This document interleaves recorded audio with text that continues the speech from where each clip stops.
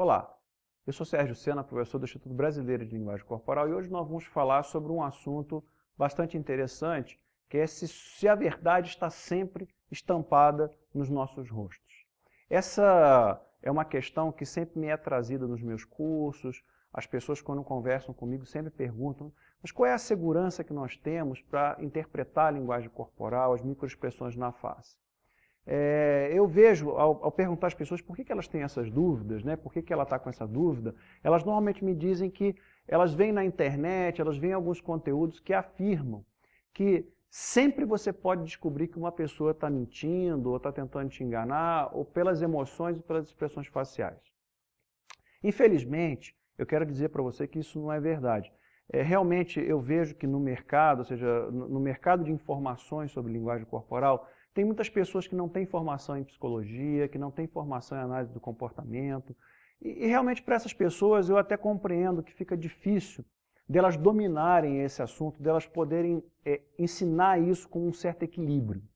Até porque não tiveram a formação em termos de comportamento humano, de análise do comportamento humano, suficiente para tirar conclusões. Aí ela escreve um artigo, vende um curso, sem ter esse embasamento, e está fazendo isso, umas de má fé, outras de boa fé, que não sabem. Bom, o fato é que você precisa de informação para selecionar que ensino você vai adotar e que ensino você não vai adotar. Muito das dúvidas dessas pessoas também vinham de receitas de bolo. Você vai encontrar isso também. Gente, não, você vê assim, é assado.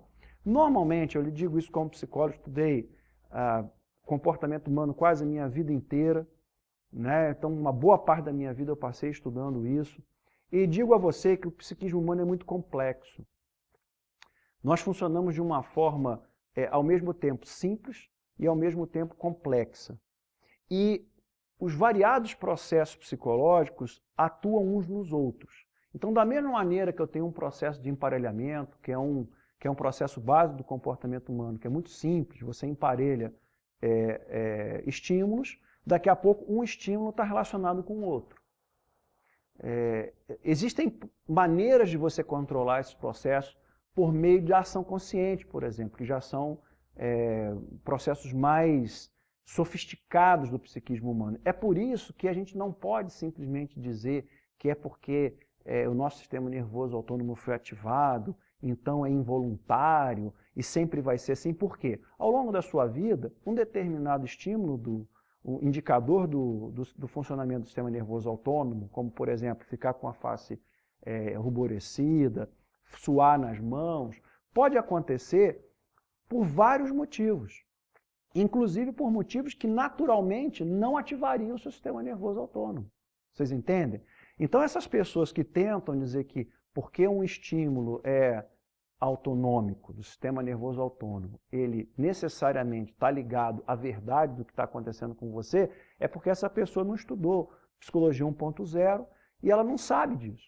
Ela não sabe que pode haver um emparelhamento com outros estímulos e que naquele momento, naquela pessoa, por causa da história de vida dela, porque o que aconteceu com ela, aquilo funciona de uma forma um pouco diferente. Tá? Agora, uma coisa é verdade, o comportamento humano funciona em termos de padrões. Então você tem uma certa segurança de, analisando um determinado sujeito, verificar quais são os padrões do comportamento dele. Tá? Mas, mesmo assim, esses padrões podem ser quebrados conscientemente por essa pessoa, mudando as condições em que aquele comportamento acontece. Então, por isso que a análise do comportamento não verbal não respeita, ela não segue uma receita de bolo. Você tem princípios, você tem técnicas para observar e você tem conclusões que você pode tirar, hipóteses com que você vai trabalhar. Isso dá trabalho. Isso dá muito trabalho para as pessoas e às vezes elas não querem ter esse trabalho. Tá? Outra coisa que as pessoas me perguntam, então você fala de todos esses cuidados que a gente tem, qual é o nível de segurança para tirar conclusões a partir da observação do comportamento não verbal? Olha, o nível de segurança é aquele em que você não vai sair dizendo que sabe mais da pessoa do que ela mesma. De você achar que entende mais das emoções de uma pessoa do que ela. Esse é o nível de segurança, tem que deixar uma margem sempre de dúvida trabalhar com as hipóteses da pessoa estar com raiva, estar com medo. O que eu vejo muito é que a pessoa se encanta com o conteúdo, aprende as técnicas, elas funcionam de verdade, senão não estaria ensinando isso, senão eu não aplicaria na minha vida. Elas realmente funcionam. Só que você sempre tem que fazer isso com equilíbrio. Você não pode achar que sabe mais da pessoa do que ela mesma. Outra coisa, muitas pessoas percebem as emoções, sim, reconhecer. E daí? Você reconhece que uma pessoa está com raiva. Sim, o que você vai fazer com isso? Como é que você vai reagir a isso?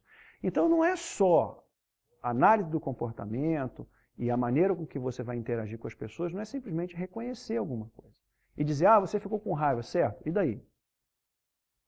Então é isso que eu quero alertar você. O estudo, você que gosta de estudar o reconhecimento de expressões faciais, da linguagem corporal, ele também vai levar você a se envolver com as decisões que você vai ter que tomar a partir do momento que você reconhece alguma emoção. Esse é o assunto que nós temos para hoje. Agradeço a sua atenção.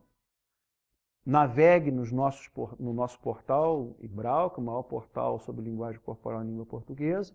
Visite o nosso canal no YouTube, assista os nossos vídeos e nos prestigie com o seu comentário. Muito obrigado pela sua visita e volte sempre.